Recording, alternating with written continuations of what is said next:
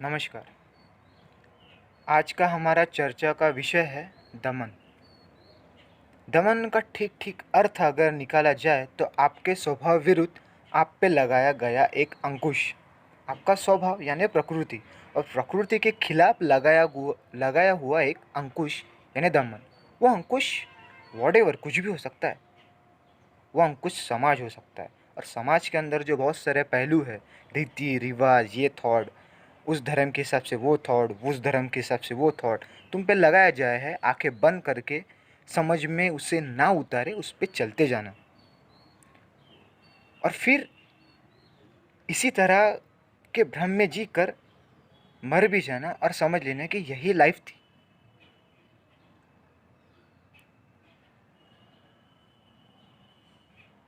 यही लाइफ थी, यही ज़िंदगी थी।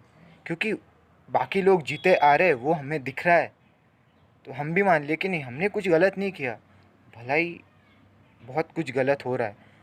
आपके अंतःकरण में क्या हो रहा है उसे बिना कुछ झाके सिर्फ बाहरी परतों को एक्सेप्ट करके उसे भीतर ही उतार देना और उसी पे चलते जाना, ये दमन है। जैसे नैसर्गिक स्वभाव की अगर मैं बात करूं तो एक आता है सेक्स। आप बोलेंगे ये क्या है?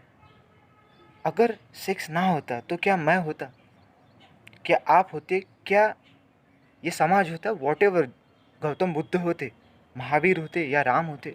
नहीं। तो इस पे एक अंकुश लगाया जाता है धर्म के हिसाब से कि काम वासना सेक्स ये गलत है। आप इस पे कंट्रोल लाओ तो आप कुछ भी पा सकते हो। किस चीज़ का कंट्रोल भाई? किस चीज़ का कंट्रोल?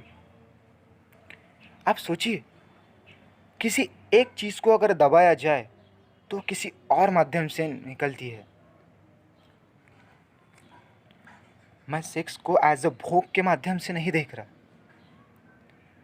फॉर एग्ज़ाम्पल, कोई आदमी ऑफिस में काम करता है, ये आजकल की जो समाज है उसके वो एंगल्स में आपको बता रहा हूँ।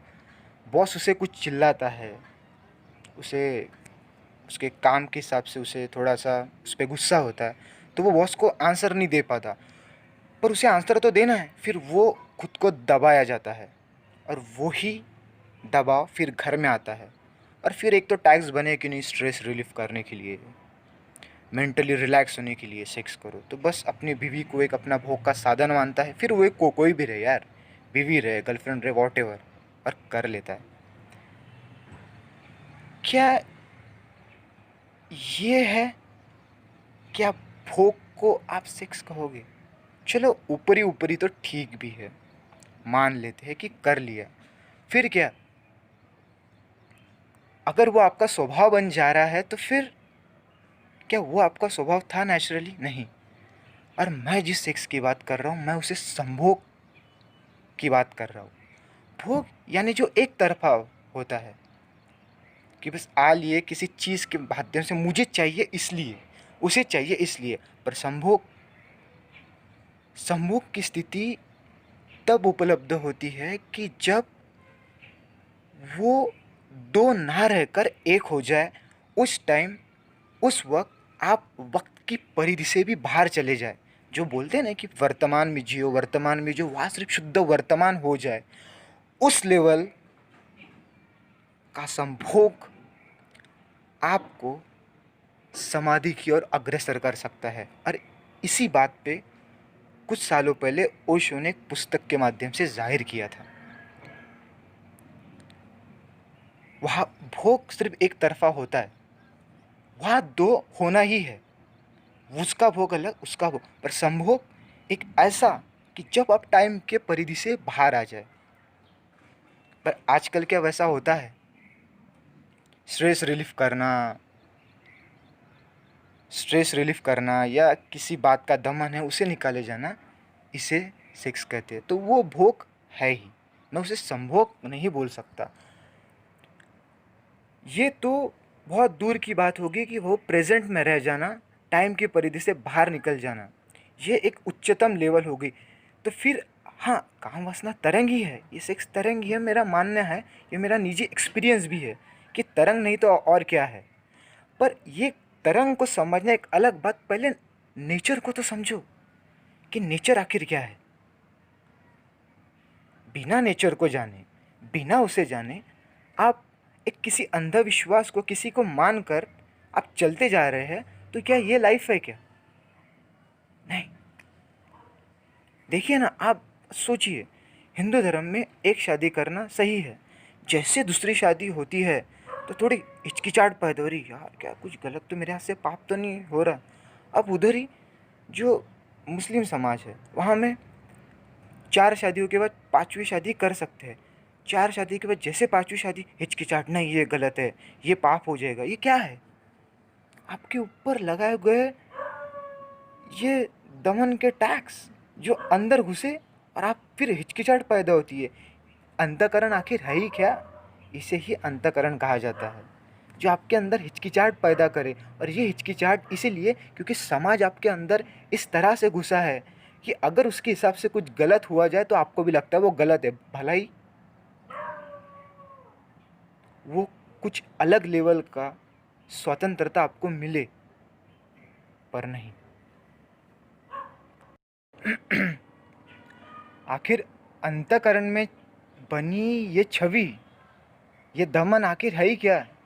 समाज का बनाया गया एक पाखंड, एक षड्यंत्र, जो इतने भीतर उतर जाता है कि आपके आंखों को वो अंधा बना देता है। आखिर हम क्या है? एक ऐसा स्काई, एक ऐसा आकाश जो बिना बादलों के है,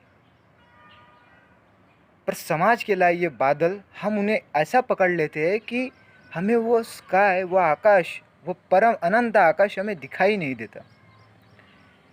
एक ऐसा ही आंदोलन चला था 1960s में, कि जब ये दमन उन्हें अंदर कोसने लगा कि क्या हम ये है, क्या हम नेचुरली ऐसे थे कि नैसर्गिकता हम ये थे कि हम कुछ बनने की कोशिश कर रहे हैं। तो फिर एक समाज बना हिप्पियों का। आपको पता ही होगा, गूगल पे भी डाल के आप चेक कर सकते हैं कि मैं उन्हें ये नहीं बोल सकता कि उन्हें कुछ परम आत्म साक्षात्कार की अवस्था प्राप्त हो चुकी हो, आत्म साक्षात्कार हो गया हो।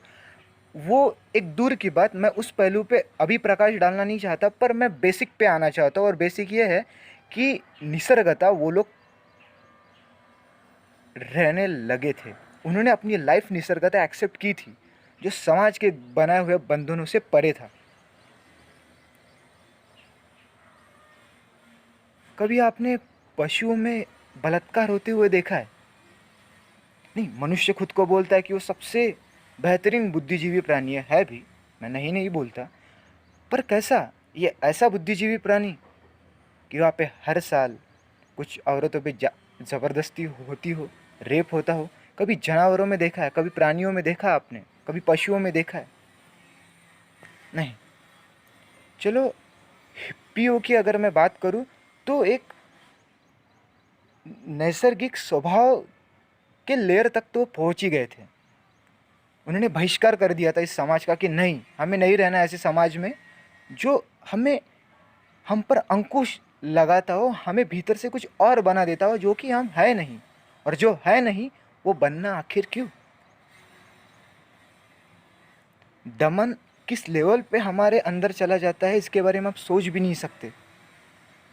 किस तरह का भय, भय आखिर है ही क्या? दमन का एक रूप ही तो है। जरा सोचिए ना आप कि आपको रोक कौन रहा है? आप खुद। और आपको खुद को कौन रोक रहा है? ये दमन। तो बस्तर एक हिप्पियों का एग्जाम्पल है, और एक हमारे इंडिया में बस्तर समाज है, एक आदिवासियों का समाज, जहाँ पे ईसाई लोग गए थे कि नहीं, उन्हें डेवलप करना है, उनको शिक्षा देनी है, ये देना है, वो देना है। तो मैंने एक ब्लॉग पढ़ा था उनके ऊपर। एक साइकोलॉजिस्ट के हिसाब से, एक जो मैं जिस नैसर्गिक स्वतंत्रता की बात कर रहा हूँ, तो वो उन लोगों में कैसी थी। तो बस्तर के समाज में क्या होता है कि जब लड़के लड़कियाँ 14 प्लस होते हैं, 14 साल की उम्र क्रॉस करते हैं, तो उन लोगों को एक उनके गांव में एक हॉल बनाया जाता है बड़ा सा, और उन हॉल में उन सभी को रखा जाता है कि तुम आपस में मिलो, जानो, हर प्रकार से जानो, शारीरिक तौर पर, मानसिक तौर पर, हर प्रकार से एक मेक को जानो तो सही। और मेरा भी यही करना है कि शिक्षा प्रणाली हमने बनाई कैसी है, एक दमन का रूप ही तो हमारी शिक्षा प्रणाली है। लड़के को अलग रखो, लड़कियों को अलग रखो, और फिर क्या होता है कि जो विरोध करते हैं उससे ही सबसे ज़्यादा अट्रैक्शन होता है। आप किसी छोटे बच्चे को देखना, उसको बोले कि बेटा तू ये मत कर, ये मत कर, वो वही करेगा। ये फ्राइड का रिसर्च है। मैं तो फ्राइड के लेवल का वैज्ञानिक तो हूँ नहीं, साइकोलॉजिस्ट हूँ नहीं, पर उनका ये रिसर्च है और उन्होंने ये प्रूव भी किया है।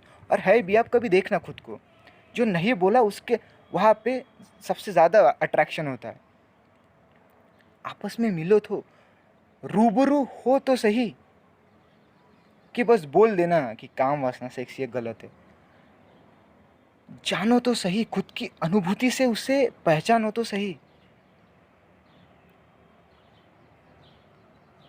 क्या पता वो संभोग आपको समाधि की उच्चतम अवस्था प्राप्त कर दे, और फिर लगे कि नहीं, सच में काम वासना एक तरंग ही तो थी, आखिर था ही क्या। मेरा बस यही मानना है कि आपके एटलीस्ट नैसर्गिक स्वभाव के स्तर पर तो खुद को जानो।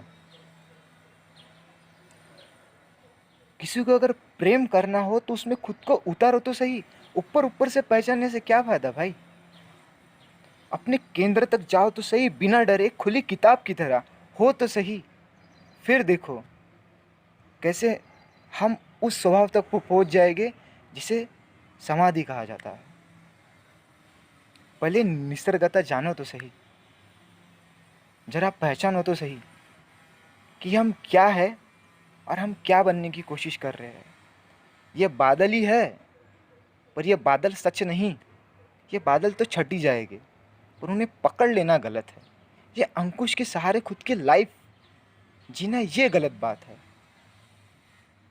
ज़रा सोचो, जानो, और फिर अपने जीने का आखिर दमन यही तो है कि निसर्ग, पर्यावरण, प्रकृति के साथ रहते हुए भी उसे अलग समझ लेना। हम भी प्रकृति का एक हिस्सा ही है, कुछ अलग नहीं है। ये अलग समझ लेना का भाव इस दमन के माध्यम से हमारे अंदर विकसित होता है, और हमें लगता है कि हम इस प्रकृति से अलग है, क्योंकि हम सोचते हैं कि हम एक बुद्धिजीवी प्राणी हैं। क्या किया है हमने बुद्धिजीवी हो के? जंगले काट दिए, पेड़ हटा दिए। पहले सोचा कि कुछ ज़मीन मिल जाए तो पेड़ हटा दिए, पर कभी हमने ये सोचा कि पेड़ हटने से बारिश आना बंद हो जाएगी, और फिर हम और आज पेड़ लगाने का प्रयास करते। क्या ये हमारी बुद्धि है? निसर्ग के विरुद्ध जाना नहीं, निसर्ग के साथ रहना है। हम ही प्रकृति का हिस्सा ही है, हम उससे कुछ अलग नहीं हैं, पर ये दमन के माध्यम से हम खुद को अलग मानते हैं। We are the part of whole existence of nature, और ये अस्तित्व ही एक दिन इस अस्तित्व का स्वीकार करके उस अवस्था तक भी पहुंच सकते हैं। तो प्रकृति एक जरिया है कि आप बुद्धत्व, मोक्ष, निर्वाण, वॉटेवर जो भी है वहाँ तक पहुंच सकते हैं, पर प्रकृति का हिस्सा बनकर, उससे अलग होकर नहीं। जैसे पशु पक्षी, क्या वो हमसे स्वतंत्र नहीं? क्योंकि उन्हें शरत की ज़रूरत नहीं, शरत तो इंसानों ने बनाई है ना। ज़रा सोचिए कि दमन के सहारे हमने क्या क्या करने दिए।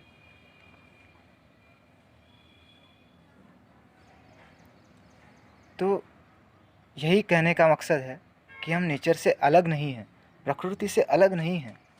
बस इस दमन को थोड़ा अपनी ज़िंदगी से निकाल दीजिए और अपने नैसर्गिक स्वभाव से जीना शुरू तो कीजिए। काम वासना का नाम देना मेरे लिए एक एग्जाम्पल था, क्योंकि वो एक उच्चतम वासना है,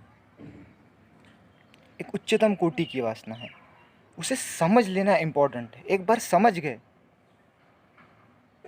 एक बार उसकी अनुभूति हो गई, अगर एक बार आपको पता चल गया कि 100 डिग्री सेल्सियस पर कुछ चीज़ गर्म हो और हम उसे छुए तो जलता है, तो फिर आप दोबारा उसे क्यों छुएंगे? और दोबारा छू रहे तो फिर वो आपका अंधापन है। एक बार समझ ही गए तो फिर आप उसे डायरेक्ट टच क्यों करेंगे? इस तरह की अनुभूति की बात मैं कर रहा हूँ। निसर्ग के साथ, प्रकृति के साथ जी कर तो देखिए, उससे एक सार तो हो जाइए, फिर देखिए कि जीवन क्या है। Thank you.